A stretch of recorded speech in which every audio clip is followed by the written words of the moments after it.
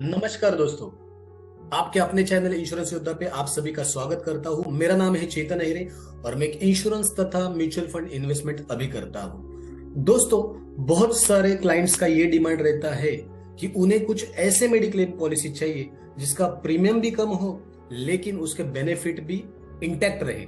तो आइए star health insurance company की कुछ एक ऐसी ही खास पॉलिसी के बारे में हम लोग डिस्कशन करते हैं। तो आइए शुरू करते हैं। तो दोस्तों, स्टार हेल्थ के इस पॉलिसी का नाम है आरोग्य संजीवनी। तो आरोग्य संजीवनी में की खास बात यह है कि यहाँ पे जो भी बेनिफिट्स है जैसे hospitalisation, pre and post hospitalisation, day care coverage, cataract, road ambulance, no claim bonus, Ayush, modern treatment, instalment facility plus rural discount. तो आइए ये सारे फीचर्स कैसे कैसे आपको मिल सकते हैं उसके बारे में हम जानकारी लेते हैं। है वो 18 ईयर्स से लेके 65 ईयर्स तक, मतलब आपका एंट्री एज कम से कम 18 से 65 होना चाहिए। डिपेंडेंट यहाँ पे 3 मंथ से लेके 25 ईयर्स तक हम लोग ये पॉलिसी ले सकते हैं। प्लस इसमें इंडिविजुअल और फैमिली फ्लोटर भी लिया जा सकता है। पॉलिसी का टर्म देखेंगे तो 1 साल की पॉलिसी रहती है, लाइफ टाइम रिन्यूअल अवेलेबल है। खासियत ये है कि इसमें इंस्टॉलमेंट फैसिलिटी अवेलेबल है। ऑलरेडी ये पॉलिसी सस्ती रहती है, वो उसके रीजन क्या है वो मैं आगे बताऊंगा आपको। क्वार्टरली, हाफ ईयरली ये अवेलेबल है और ईयरली आप भर सकते हो। मैक्सिमम सम इंश्योर्ड जो है ये 10 लाख रुपीज की आप ले सकते हैं। अब हॉस्पिटलाइजेशन का मतलब ये है कि दोस्तों इसमें 2 प्रकार के हॉस्पिटलाइजेशन हो सकते हैं और या फिर क्लेम हो सकते हैं। पहला क्लेम है कैशलेस। अगर कोई भी क्लाइंट्स नेटवर्क हॉस्पिटल में जाते हैं तो उन्हें ये कैशलेस बेनिफिट मिलता है। और रियम्बर्समेंट इन केस ऑफ अगर आप नॉन नेटवर्क हॉस्पिटल में जाते हो तो वो रियम्बर्समेंट में आपका क्लेम आता है, जिसके लिए 24 आवर्स का इनपेशेंट रहना जरूरी है। आगे बढ़ते हैं, हॉस्पिटलाइजेशन के अंदर आने वाले खर्चे भी देख लेते हैं। जैसे प्रोफेशनल फीस है, सर्जन का fees, consultation fees, anaesthetic specialist, इनका जो खर्चा है वो भी उसमें आपका कवर करके मिलता है। प्लस मेडिकल सर्विसेज जो है जैसे ब्लड है, ऑक्सीजन है, ओटी चार्जेस है, आईसीयू चार्जेस है आपको दिए जाते हैं।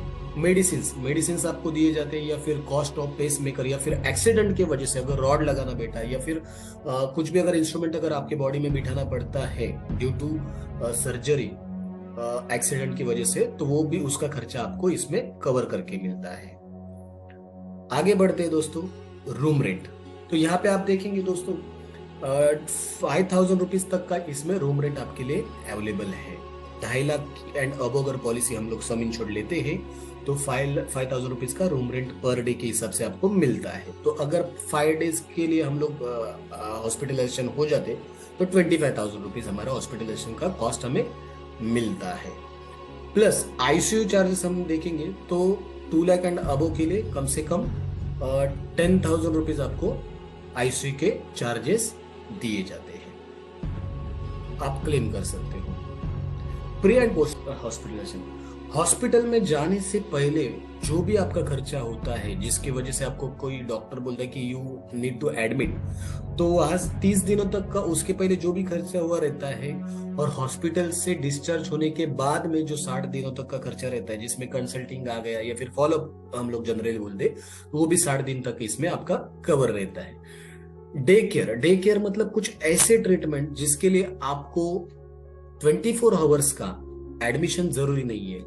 तो जैसे कैटरैक्ट, हार्निया, हाइड्रोसिल, पाइल्स, इनके कुछ ऐसे ऑपरेशंस रहते हैं जिसमें आपको 24 आवर्स का जरूरत नहीं रहता है। वो 2 घंटे में, 3 घंटे में उसके ऑपरेशंस होके आप शाम तक घर पे जाते हो। तो वो सारे ट्रीटमेंट डे केयर में आती है, ठीक है। फिर कैटरैक्ट के लिए दोस्तों 25% ऑफ सम इंश्योर्ड और ₹40,000 rupees which ever is lower per year आपको दिया जाता है पर आई के लिए, ठीक है। नेक्स्ट देखते हैं, रोड एम्बुलेंस 2,000 रुपीज पर हॉस्पिटलाइजेशन, ये खर्चा पॉलिसी होल्डर को दिया जा सकता है। नो क्लेम बोनस, ये इंपॉर्टेंट है।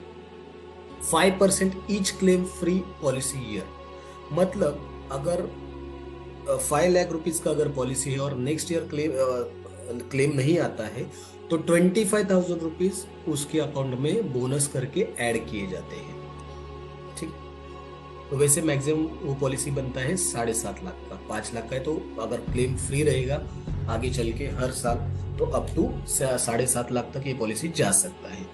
आयुष ट्रीटमेंट जैसे आयुर्वेदा, यूनानी, सिद्धा, होम्योपैथी, ये सारे ट्रीटमेंट इसके अंदर कवर है।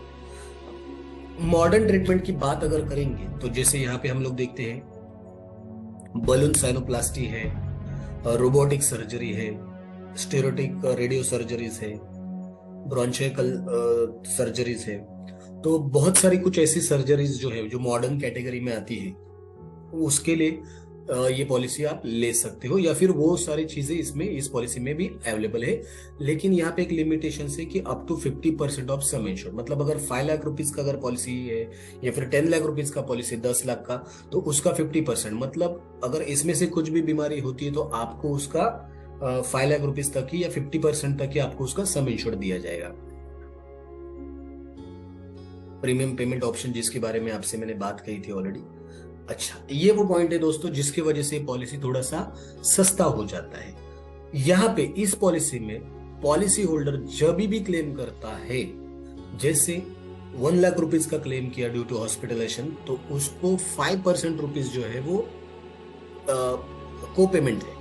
इसका मतलब है कि 5,000 रुपए उसको अपने जेब से देना पड़ेगा।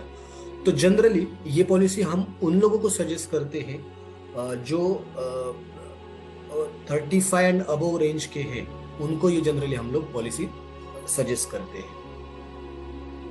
टैक्स बेनिफिट जो है यहाँ पे एटीडी के अंतर्गत ये आ जाता है। नीचे देखते हैं टेलीस्कोपिक फैसिलिटीज, टेलीस्कोपिक फैसिलिटी भी अवेलेबल है, टेली कंसल्टिंग। प्लस आगे बढ़ेंगे, यहाँ पे जो सेम फॉर्मूला अप्लाई होता है हेल्थ इंश्योरेंस का, 30 डेज का वेटिंग पीरियड एक्सेप्ट एक्सीडेंट, बाद में 24 मंथ्स के लिए कुछ स्पेसिफिक डिसीज के लिए वेटिंग पीरियड है, और प्री एग्जिस्टिंग डिसीज के लिए दोस्तों 48 मंथ्स का वेटिंग पीरियड है। तो यहाँ पे कुछ डिसीजेस के नाम है जिसके लिए 2 इयर्स का एक्सक्लूजन दिया गया है, जैसे टॉन्सिल्स है, हिस्टेक्टोमी है, प्रोस्टेट है, कैटरैक्ट है, या एज रिलेटेड आई एलिमेंट्स। ठीक है। प्लस यहाँ पे आप देखेंगे तो 48 मंथ के लिए जो भी अगर प्री एग्जिस्टिंग डिसीज है तो वो इसमें आ जाएगी। परमानेंट एक्सक्लूजन, परमानेंट एक्सक्लूजन मतलब ऐसे कुछ एक्सक्लूजन जिसके लिए आप क्लेम नहीं कर सकते, जैसे यहाँ पे ओबेसिटी दिया गया है, या फिर वेट कंट्रोल मैनेजमेंट दिया गया है, चेंज ऑफ जेंडर ट्रीटमेंट से, या कॉस्मेटिक और प्लास्टिक सर्जरी, ये कोई भी आपको इंश्योरेंस कंपनी में नहीं मिलती।